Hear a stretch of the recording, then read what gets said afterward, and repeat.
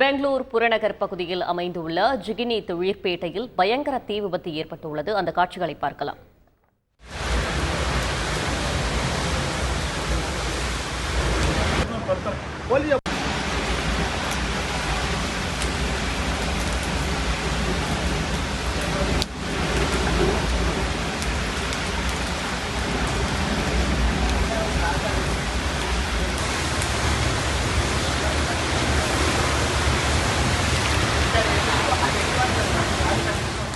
இதுகுறித்த கூடுதல் தகவல்களை செய்தியாளர் பாரதிராஜாவிடம் கேட்கலாம். பாரதிராஜா, வணக்கம். தீ விபத்திற்கான காரணம் என்ன? மேலும் தீயை அணைக்கும் பணிகள் நடைபெற்று வருகிறதா? கூடுதல் விவரங்கள்.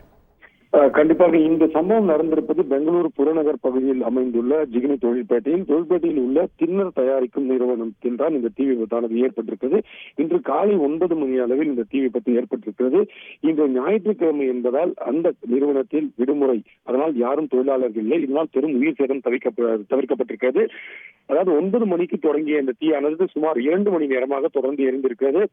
2 தீயணைப்பு வாகனங்களில் வந்த தீயணைப்பு படையினர் தீயை அணைக்க 1 மணி நேரத்திற்கும் மேலாக போராடி தீயை கட்டுக்குள் கொண்டு வந்திருக்கார்கள். இந்த தீ விபத்துக்கு காரணம் மின்கசிவு என்று கூறப்படுகிறது.